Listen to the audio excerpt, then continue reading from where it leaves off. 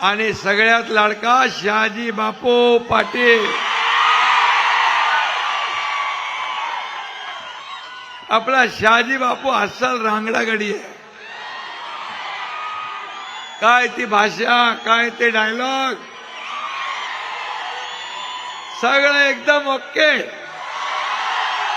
बरोबर ना बापू? पण मी तुम्हाला सांगतो, जेवढी ग्रामीण भाषा तेवढी गोड भाषा, गोड, त्याच्यात गोडवी जास्त आहे। बापू बोलायला लागले, बापू बोलायला लागले की भल्या भल्यांची विकेट घेतात।